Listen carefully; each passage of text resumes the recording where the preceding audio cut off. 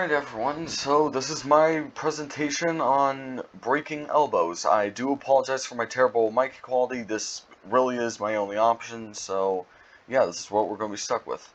Alright, so let's get this started. So here I've just prepared a simple diagram of what an elbow should look like. Of course we have the humerus, the ulna, and the radius, which kind of go together as one bone in a technical sense. And of course, we've got our triceps muscle, biceps muscle, the biceps tendon, and the anterior band. Yeah, I believe that's how that's pronounced. And yeah, in case you didn't know, this is how your elbow is supposed to look. Very nice. However, this is what it looks like if you end up breaking your elbow. As you can imagine, this is a very painful process. Some people are lucky enough when they break their bones where instead of experiencing pain, they'll just experience a numbing feeling.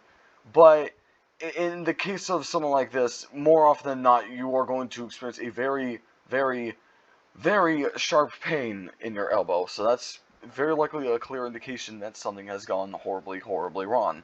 Thankfully, that's why we have x-rays to figure out what to do should a problem arise. And as many of you might have guessed, the most common way to break your elbow is falling on your back and landing improperly.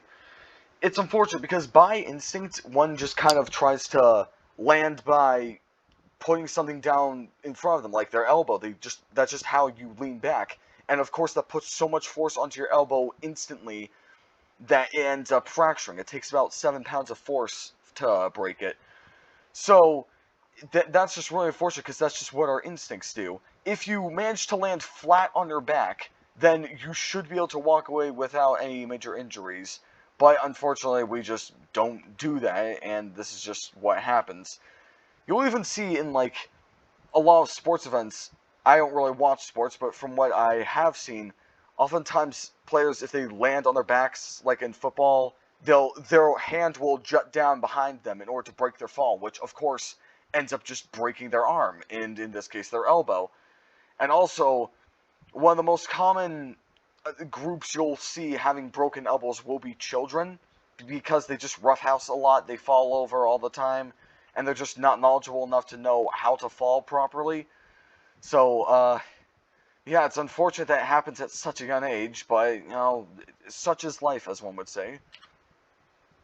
Thankfully, though, that's what the miracle of modern medicine is for. Without this, we would be in quite the pickle, if I do say so myself.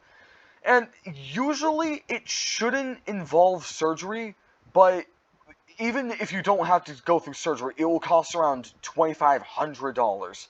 So, in case you weren't convinced enough, you really shouldn't break your elbow, because it hurts like heck, it stays like that for quite a while with a cast on it, and it's extremely expensive. Of course, if we were living in the UK right now, or some other nation that had free healthcare, we wouldn't have to worry about this issue. But unfortunately, we don't. We live in the United States, where this is one of the things I can really point my finger at as a problem. Oh well, you just gotta buckle up and deal with it, I suppose. However, that's only if it doesn't need surgery. If it does, you can see prices go up to, you know, from $6,000 all the way up to $11,250. Did I mention, don't break your elbow? Yeah, I really wish we had free healthcare right about now. And once you get your cast on, it really does vary a lot, because obviously your elbow can be injured in varying degrees of damage. Sometimes you just kind of lightly chip it, and you only have it on for a couple of weeks. In this case, literally 2 weeks. However, if you end up completely fracturing it, you're going to have that cast on for a long time. As you can see here, up to 8 weeks, maybe more, maybe less. But yeah, I hope you're not going to miss bending your elbow too much, because you are definitely going to be stuck like that for a very long time. And a really unfortunate thing is that during treatment, there can often be complications. You could develop an infection, you could have internal bleeding, nerve damage, joint stiffness, joint instability, bone misalignment, and complications with anesthesia. I believe joint stiffness is the most common complication to occur during having your elbow broken. What could you do to stop yourself from breaking your elbow? Because I'd imagine that most people in this room wouldn't really like that very much, as I've mentioned before, it is extremely painful. Well, of course, I've got a few images here. The milk on the left is because calcium is found in milk, and wouldn't you know it, bones are made of calcium. This is actually why, everyone says, like, if you drink milk, then your bones will get stronger. So, of course, put two and two together. You drink a lot of milk, then you'll be able to toughen your bones up, and it'll make it, you'll still, your bones won't be indestructible or anything, but you'll be much more durable. And of course, you can also learn how to fall safely, which, as this man here demonstrates, mostly involves falling flat onto your back, as opposed to kind of leaning out back onto your elbows. But at the end of the day, stuff happens. Maybe, you could be as careful as you could possibly be. You maybe just be walking down the street one day, you slip on something, you're not prepared for it.